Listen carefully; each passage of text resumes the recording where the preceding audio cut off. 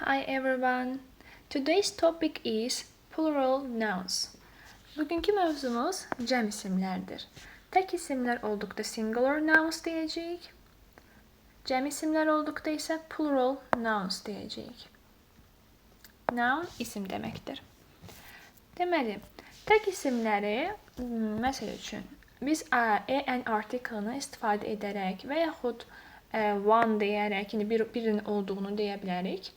Qarşısına bunları qoya bilərik. Məsəl üçün, a flower bir gül deməkdir. A train bir qatar. One week bir həftə. Amma cəmdə olduqda isə biz nə etməliyik? S, yəni S şəkilçisini əlavə etməliyik. Bunun da qarşısına biz bir neçə söz əlavə edə bilərik. Rəqəmlər deyə bilərik. 2, 5, 15 və yaxud da bəzi ifadələr. Some, bir neçə, bəzi deməkdir. Some flowers, bir neçə güllər. Two trains, iki qatar. A few, bu da bir neçə deməkdir. A few weeks, bir neçə həftə. Lakin some-la a few-nun fərqi ondadır ki, some a few-dan biraz daha çoxdur.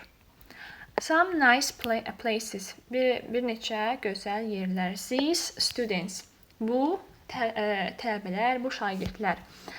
Baxın, yadınızda saxlayın, bu this cəmdə olandır və these deyilir. Bu isə təkdə olandır, this deyilir. Bu daha qısa formada tələffüz edilir. Ümumi olaraq biz S şəkilçisini qoşaraq cəmləndiririk isimləri.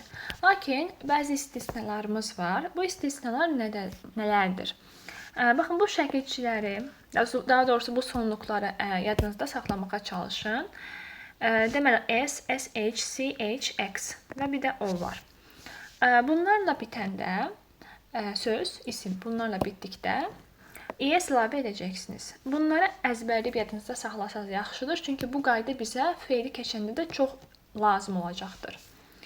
Deməli, bu sonluqlarla bitəndə ES əlavə edirik, ES əlavə edirik. Məsəl üçün, bus, buses, avtobus, avtobuslar. Görürük, S-lə bitibdir, ona görə ES artırılıb.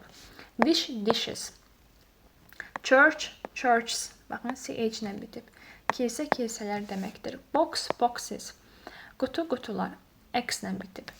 Və O ilə bitənlər. Potato, potatoes. Tomato, tomatoes. Potato kartoşka idi. Tomato da pomidor deməkdir. Lakin bir istisnamız da var. Bir neçə istisnamız var. Radio. Radio, radio deməkdir və bunu bir dənə S qoşacaqsınız cəmləndirərkən. Çünki niyə? Yadınızda saxlayın ki, pianoda, yəni piano sözü də S-lə cəmlənəcəkdir. Və səbəbi odur ki, bunlar da ingilis dilinin alınma sözlərdir və ingilis dilindəki alınma sözlərdə bu S, yəni təkcə S hərfini əlavə edərək cəmləndirəcəksiniz. Bu da radiodur, bir də pianodur. Bu ikisidir. Next one is Y. Bu Y hərfi Y tələffüz edilir ingilis dilində. Bunda nəyə diqqət eləməlisiniz? Əgər Y-dan əvvəl, Y hərfindən əvvəl samit varsa, siz onda bunu dəyişəcəksiniz. Bu Y hərfini silirsiniz. Yerinə I, yəni I artırırsınız. Sonra da ES. Əgər Y-dan əvvəl, yəni Y hərfindən əvvəl samit varsa, bunu edəcəksiniz. Baby, babies. Görürsünüz, Y-ni silib. Amma əgər Y hərfindən əvvəl sait varsa, onda siz nə edəcəksiniz? Baxın, Y hərfindən əvvəl sait. Onda heç nə eləmirsiniz. Bir də S hərfini qoşursunuz arxasına. Day, days. Gün, günlər. Dəyişmir. Yəni, bir də S hərfi ilə işi bitirirsiniz. Amma yox, samit varsa, onu dəyişəcəksiniz. Mütləq bir şəkildə Y-ni silirsiniz, yerinə I qoyursunuz, sonra da S. Baxın, dictionary, dictionaries. Y ilə bitib, Y-dən əvvəl nədir? Samitdir, R hərfi samitdir. Sildik Y-ni, yerinə I yazdırıq, sonra da S.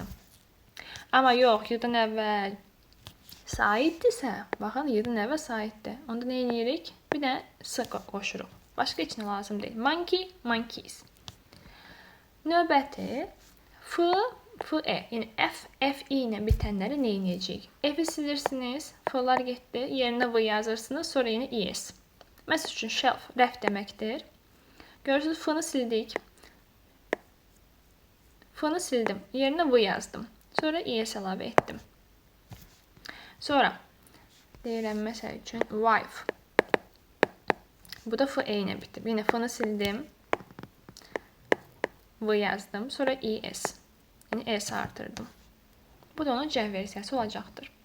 Sonra knife, knives görürsünüz. F getdi yine.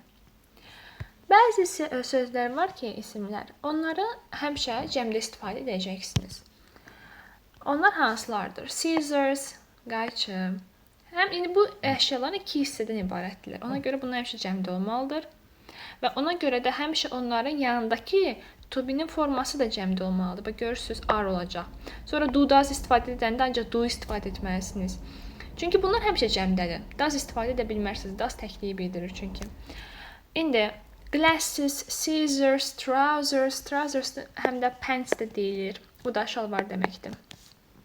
Jeans, shorts, ties, pyjamas və hamısı bunların cəmdə olur.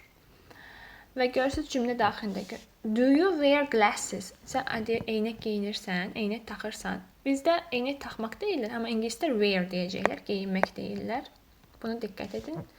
Where are the scissors? Qayçı haradadır? I need them. Mənim onlara ehtiyacım var. Görürsünüz, burada da artıq them deyəcəkdir. Halbuki biz bir qayçı axtarırıq. Lakin onu them kimi deyəcəksiniz. Lakin deyəcəksiniz, bəs mən bir şalvar geyinirəm, yoxsa bir şalvar alıram, yoxsa iki şalvar alıram. Bunu necə deyəcəyəm? Bunun üçün bizə, baxın, bu pair ifadəsi lazımdır. Təki cəmini bildirməyimiz üçün bizə pair. Bilək ki, burada neçə qayçıdan söhbət gedir. A pair of, pair cüt deməkdir. Çünki bu əşyaların hamısı cütdür axı. Cüt hissələrdən ibarətdirlər. İki hissədən ibarətdirlər. A pair of scissors, yəni bir cüt qayçı. İndi biraz qəribə səslənir bizim dilimizdə. Amma yəni burada bir qayçıdan söhbət gedir. Amma yox, mən iki qayçıdan söhbət gedir desəm, onda deyəcəyim ki, two pair deməyəcəm artıq burada. Pairs deyəcəm. Niyə? Çünki buradakı two qoymuşam. Rəqəmim çoxdur. Birdən çoxdur. Two pairs of scissors. Yəni bu sözümüz. Two pairs of scissors. İki cüt qayçı deyəcəm. Yaxud deyəcəm, məsəl üçün, mən iki şalvar alıram. I buy. Gəl iki deməyək, üç deyək. Three. Sonra yenə cütü cəmləndirirəm. Three pairs of trousers. Yəni, üç şalvar alıram demək istəyirəmsə, three pairs of trousers deyəcəm. Üç dənə three trousers demirsiniz. Qətiyyən bu səhvdir artıq. Amma three pairs of trousers bu tam qaydaya uyğundur. Okay, bəzi sözlər var ki, onların təki cəmi fərqlidir. Bunlar hansılardır? Mən, men, kişi, kişilər, woman, woman, qadın, qadınlar, child, children, uşaq, uşaqlar. Sonra burada baxın, person, people, adam, adamlar. Foot, feet, ayaq, ayaqlar. Tooth, teeth, diş, dişlər. Mouse, mice, siçan, siçanlar. Bir də goose, geese.